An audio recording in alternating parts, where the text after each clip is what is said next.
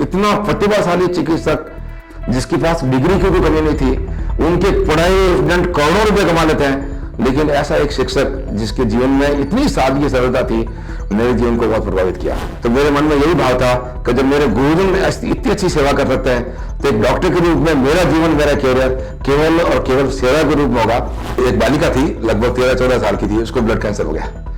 तो उसके पिताजी आए, तो उनका इलाज तो कराना चाहता हूँ, लेकिन साहब इसकी शादी हुई है, हमारी बड़ी बाधा है, क्या करें, बाल विवाह गाँव में हो जाता है, तो अगर हम इसका इलाज चालू करेंगे, इसके घर वालों को, ससुराल वालों को पता चल जाएगा तो इसको छोड़ देंगे।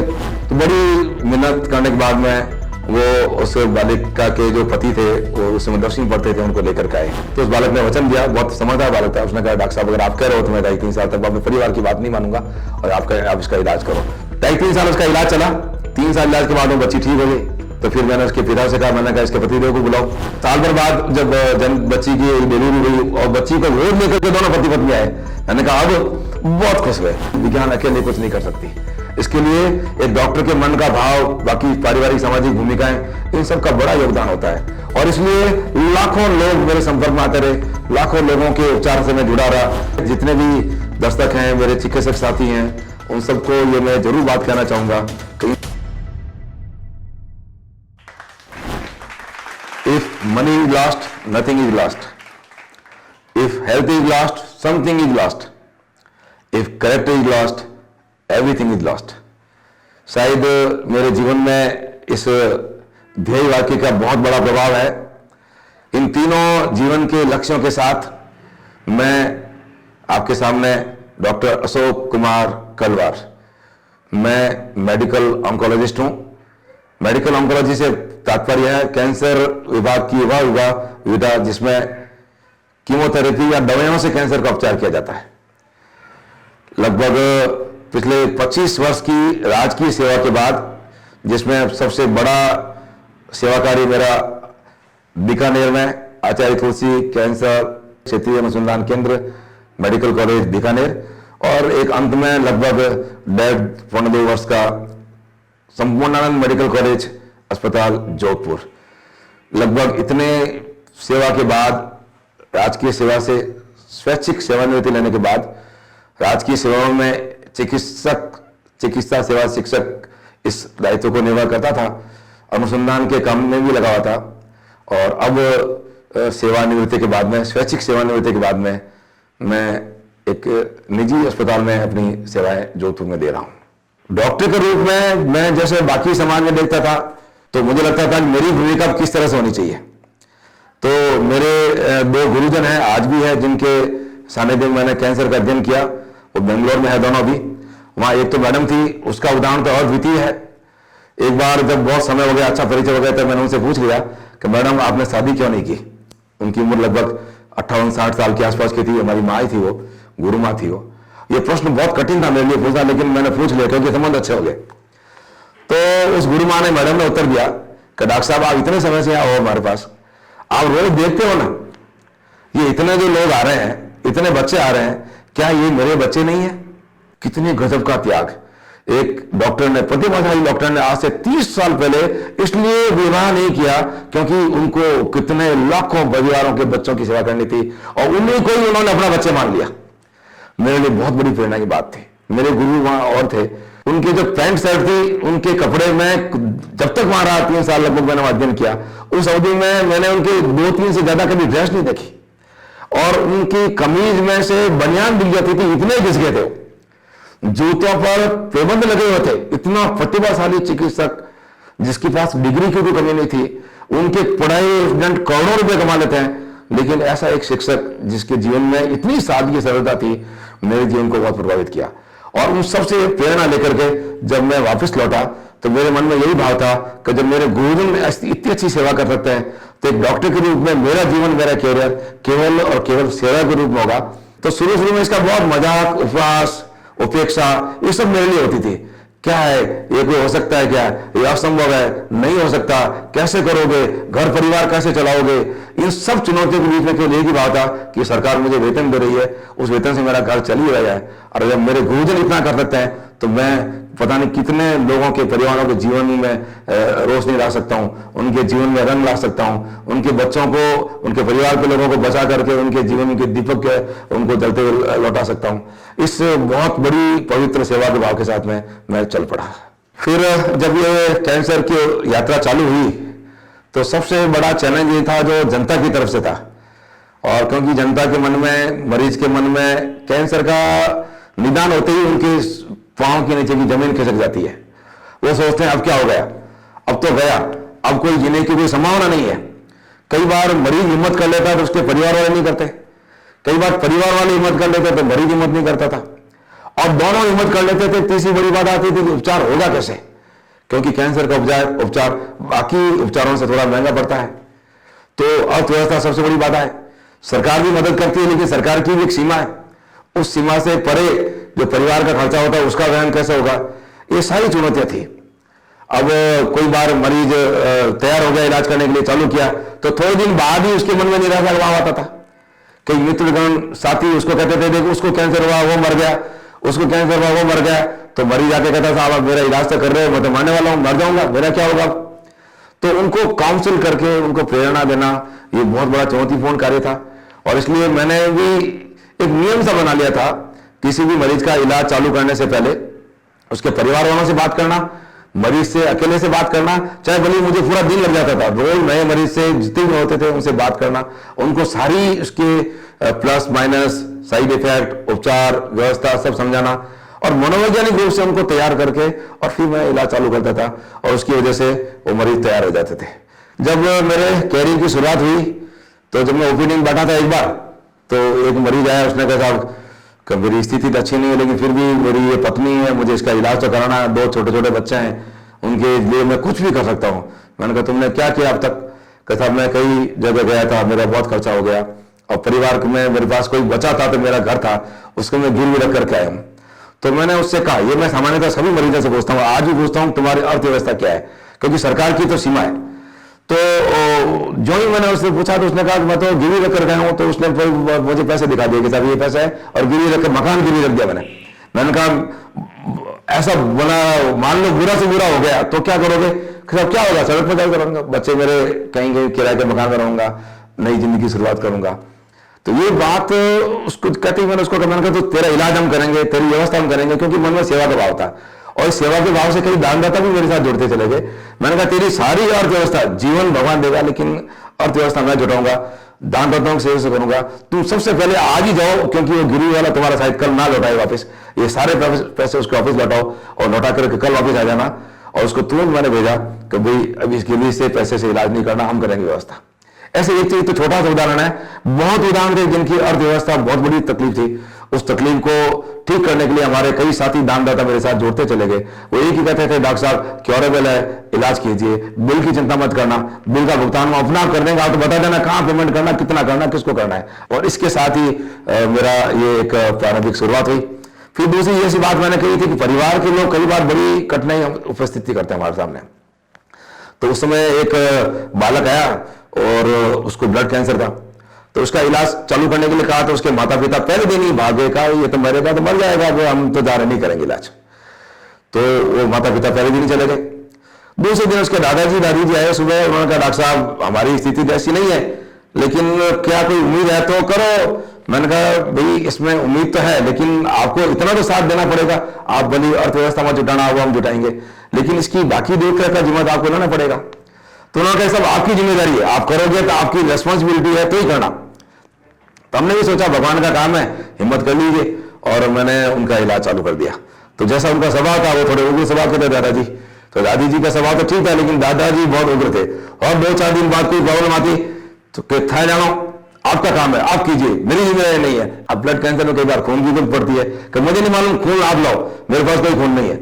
तो रोज रोज उसकी भी डिपार्टमेंट में, वार्ड में जब ये बातें होती थी तो हमारे विभाग अध्यक्ष भी कई बार कहते थे करिए तूने क्या आफत पाल ली, ये जब इसका इलाज ही कराने का मन नहीं है तो इसी जिद क्यों कर रहा है, इसको क्यों कर रहा है, इसका इलाज है, जाने दे उसको, जाना चाहता है। तो मैंने कहा नहीं, ये नहीं समझ रहे कि इसका इलाज क्या हो रहा है, हम जानते हैं इसका इलाज क्या है। तो मैंने उनकी सारी बातों की उपेक्षा की, जो वो कहते थे उसको मैंने अनसुना किया, और एक ही बात थी कि इस बच्चे को बचाना है। माता पिता उसके पूरे इलाज के दौरान 2-2.5 साल लगभग इलाज चला, कभी नहीं आए, लेकिन उसके दादाजी ने अपने उम्र रूप को बनाए रखा अंतिम दिन तक। उसकी दादी जी विनम्र थी, सरल थी, हम सब ने प्रयास किया, उस बालक का इलाज हो गया, क्योर हो गया। आज की तारीख में उसकी उम्र लगभग 18-19 साल का बालक हो गया होगा। ऐसे ही एक बालक का इलाज गंगानगर का था, मैंने चालू किया। वो भारत के कई अस्पतालों से होकर के आ चुके थे, तो कोई निराशा थी। लगभग 2.5-3 साल का बालक था। उसके पिता के मेरी आंखों में दर्द देख रहा था, उसकी माँ भी बड़ी दुखी थी। उन्होंने कहा डॉक्टर साहब ये मरेगा तो मैं अस्पताल में, मरेगी मैं सब जगह हार चुकी हूँ, इसका आप इलाज चालू करो, जो होगा तो देखा जाएगा। दोनों ही पति पत्नी विनम्र थे और बालक की स्थिति बहुत ही गंभीर और भयावह थी। और उस समय मैं भी अध्ययन करके लौटा ही था, तो मेरे लिए भी एक बहुत बड़ा चैलेंज था। हमने उसका इलाज चालू किया, तो क्योंकि कैंसर का इलाज बहुत कठिन है, कीमोथेरेपी से साइड इफेक्ट भी आते हैं, कमजोरी भी आती है, कई बार एकदम डरावनी स्थिति भी हो जाती है। ये सबको देख करके उनको आसपास के लोग, उनके परिचित, कई डॉक्टर उनको डराते थे कि क्यों कर रहे हो, ये तो मर जाएगा, ले जाओ उसको यहां से। लेकिन उसकी माँ का दर्द और उसकी माँ की जो ममता थी वो मैंने देखी। वो कहती थी डॉक्टर साहब ये मर जाएगा तो यहीं मर जाएगा, लेकिन मैं घर तो नहीं ले जाऊंगी, इसका इलाज करो आप। अब इलाज करते रहे, लगभग 2 वर्ष तक उस बालक का इलाज चला। उस बालक ने सारी बाधाओं को पार किया, आज वो 12वीं में पढ़ रहा है और अच्छा युवा वो हो गया। उसका साल में एक बार फोन भी आता है, उसके पिताजी फोन करते हैं कि डॉक्टर साहब वो 12वीं में आ गया, तो बड़ी खुशी होती है। ये बहुत मुश्किल चैलेंज था, सब तरफ से चैलेंज था, कोई भी इलाज कराने के लिए इलाज करने को तैयार नहीं था। उस माहौल में हमने उस बालक का इलाज किया। एक और रोचक कहानी है, एक बालिका थी लगभग 13-14 साल की थी, उसको ब्लड कैंसर हो गया।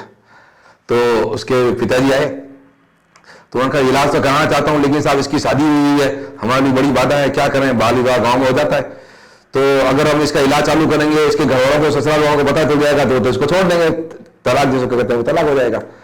तो मैंने कहा ऐसा है, आप इसके पतिदेव को बुलाओ, इनके परिवार के ससुराल वाले आ सकते हैं तो उनको बुलाओ, मैं उनको समझाऊंगा। तो बड़ी मेहनत करने के बाद में वो उस बालिका के जो पति थे वो उस समय 10वीं पढ़ते थे, उनको लेकर के आए और उनको सब बालक को बात बताई मैंने। उन्होंने कहा साहब मैं आप तो कह रहे हो सही है, मैं 10वीं पढ़ता हूँ, इतना समझता हूँ, लेकिन मेरे परिवार का दबाव है, अगर मैं इसको रखूंगा, शादी को निभाऊंगा तो मेरे परिवार वाले तो तैयार नहीं होंगे, मुझे तो ये मंजूर नहीं है। तो मैंने कहा बेटा तुम 10वीं में पढ़ता है, थोड़ी इतनी तो हिम्मत रख, तेरी उम्र भी नहीं है अभी, तो 2-3 साल तो धैर्य रख सकता है, तब तक हम नहीं कहें जब तक तुम इसको हिम्मत से स्वीकार करो। तो उस बालक ने वचन दिया, बहुत समझदार बालक था, उसने कहा डॉक्टर साहब अगर आप कह रहे हो तो मैं 2.5-3 साल तक अपने परिवार की बात नहीं मानूंगा और आप इसका इलाज करो। मैंने कहा इलाज इसके माता पिता करवा रहे हैं, आपको वैसे भी कुछ खर्च नहीं करना, हम लोग मेहनत करेंगे। 2.5-3 साल उसका इलाज चला। 3 साल इलाज के बाद वो बच्ची ठीक हो गई। तो फिर मैंने उसके पिता से कहा, मैंने कहा इसके पतिदेव को बुलाओ। पतिदेव को बुला करके मैंने कहा अब ये बालिका तैयार है, अब स्वस्थ है, हमारी तरफ से क्योर है, और अब आपकी सामाजिक जो भी विधि परंपरा है उसके हिसाब से आप उसकी परंपराएं निभाओ। तो वो घर गए, घर जाने के बाद में उसका गौना मुकलावा करा दिया, वो बालिका ससुराल चली गई। 4 महीने बाद दोनों पति पत्नी आए कि साहब डॉक्टर साहब एक बहुत अच्छी खबर है। तो मैंने समझ गया उनके चेहरे से भाव से, मुझे बहुत खुशी हुई। मैंने उस बच्चे से कहा, मैंने कहा देख बेटा तुमने कहा था ना कि मैं तो परिवार की बात मानूंगा और ये होगा, देख आज तेरी कितनी अच्छी खुशखबरी आ रही। डॉक्टर साहब मैं अगर ऐसा करता तो बड़ी बुरी गलती हो जाती।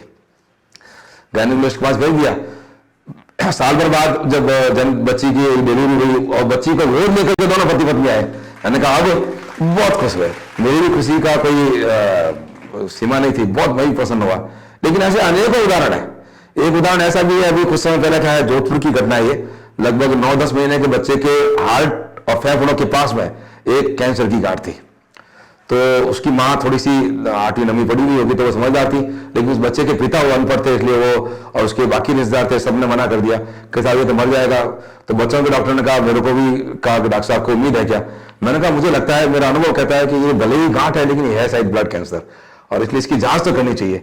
तो मैंने उसके बच्चे की माँ को पिता को अलग से बुला कर रखा। मैंने कहा देखो कोशिश तो करो, देखी जाएगी, मरना चाहिए। तो बहुत ही बालक भी गंभीर अवस्था में था, गैस्पिंग कर रहा था।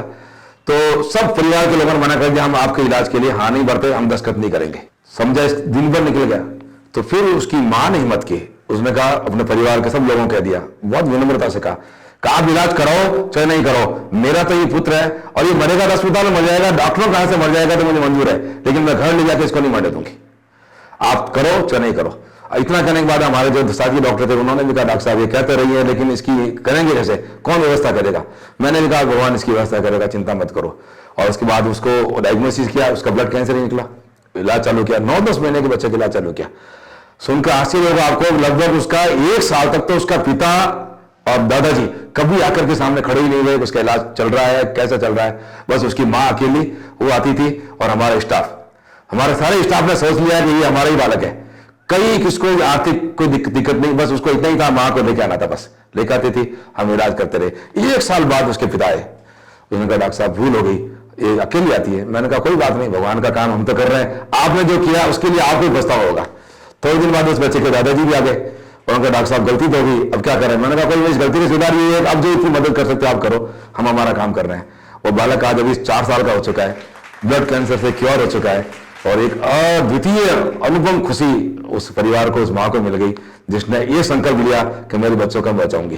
तो डॉक्टर तो अपना धर्म निभाते ही है, परिवार और उसकी माता पिता और बाकी सब लोगों का भी बहुत बड़ा योगदान है। और उससे सबसे बड़ी बात है, डॉक्टर के मन में सेवा का भाव होना बहुत जरूरी है, क्योंकि ये भाव नहीं है तो उसी दिन कह देगा ठीक है जाओ, नहीं करना इलाज, तुम्हारे इच्छा जो करो, हम नहीं कर सकते कुछ। अगर ऐसा मैं बोलता तो शायद हजारों घरों के दीपक अब तक बुझ चुके होते।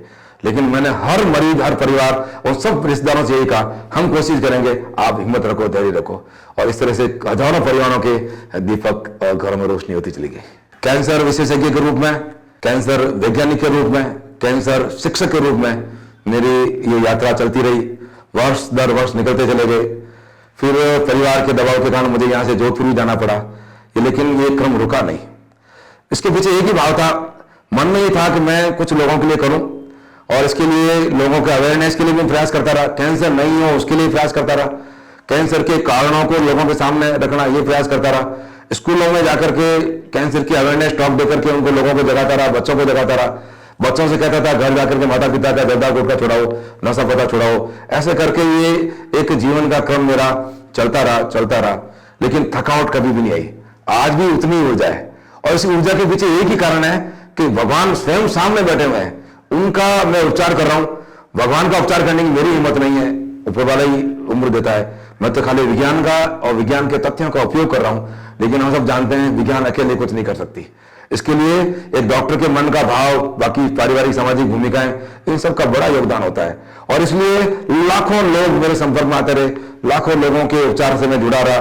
लेकिन एक बहुत खुशी की बात है, विज्ञान की उन्नति के साथ ही आज लगभग स्टेज 2 या 3 तक के लगभग 70%, 60% लोगों को हम क्योर करते हैं। और बहुत सारे कैंसर जो स्टेज 3 पार कर चुके हैं, उनमें भी बहुत अच्छी सक्सेस की उम्मीद जगी है। और इसी उम्मीद और आशा के साथ में लोगों का विश्वास जगाते हुए और कैंसर लोगों को ठीक करते हुए, और जो ठीक हो गए हैं उनको नए लोगों की प्रेरणा के लिए सामने रखते हुए, उदाहरण रखते हुए, हजारों लोगों को जीवन भगवान की कृपा से और जो मिला उनको देते हुए मेरा ये क्रम चलता रहा, आज भी चल रहा है। और भगवान से प्रार्थना करता हूँ कि इस भाव को और इस क्रम को आगे भी वर्ष तक बनाए रखें। और इसी के साथ में अपने जितने भी दर्शक हैं, मेरे चिकित्सक साथी हैं, उन सबको ये मैं जरूर बात कहना चाहूंगा कि इम्पॉसिबल अपने डिक्शनरी में से हटा दीजिए। सेवा जीवन का लक्ष्य रखिए। अगर आप सेवा करते हैं, भगवान के रूप में स्वयं मरीज बैठा है, नर सेवा नारायण सेवा वाली बात अगर मन में रखेंगे तो आपको अप्रत्यक्ष रूप से बहुत कुछ मिलने वाला है। वो दुआएं, वो ताकत मिलेगी जो पैसों से नहीं खरीद पाएंगे आप। और इसलिए सभी चिकित्सक गणों से मैं निवेदन करूंगा कि बहुत ही मन में इस पवित्र भाव को लेकर के सेवा करें, हिम्मत नहीं हारें, इस निराशा के क्षेत्र में भी लोगों का उत्साह बढ़ाएं, गिव अप नहीं करें, छोड़ नहीं दें, ये तो मरना ही है, कैंसर हो गया तो ये नहीं सोचना, उपचार करें, मेहनत करें, और निश्चित रूप से आप उसमें कामयाब होंगे, ऐसा मेरा विश्वास है। अंत में मैं हमारे जितने भी कैंसर के रोगी हैं, परिवारजन हैं, उनसे जरूर कहूंगा कि इसके निदान के साथ में जो मन में आपके भय आता है, उस भय को छोड़ दीजिए, उचित उपचार कराइए, डरे नहीं। एक कहावत है, मन के जीते जीत है, मन के हारे हार। कैंसर का उपचार करते समय मन ही जीतता है। मैंने ऐसे बहुत मरीज देखे जिनको इस सुनने के बाद आघात इतना लगा कि वो शायद क्योरेबल होते हुए भी नहीं बच पाए। और मैंने उनको भी देखा जिन्होंने कहा कि बहुत कोई चिंता मत कीजिए डॉक्टर साहब, इलाज कीजिए, मैं आपके साथ हूं। ऐसे मन को जीतने वाले लोग इस कैंसर को हरा करके जीत गए, ऐसे बहुत उदाहरण है। आज कई लोग अच्छे से बड़े बड़े दायित्वों पर अच्छी पढ़ाई करके कैंसर के रोगी होते भी वो हमारे समाज के लिए प्रेरक स्रोत है। और अपने साथी डॉक्टरों से भी और जनता से मैं कहूंगा कि जीवन में जिस लक्ष्य के बारे में सोचते हो उसको कीजिए और करोगे, और सेवा मत छोड़िए। राम राम, नमस्कार।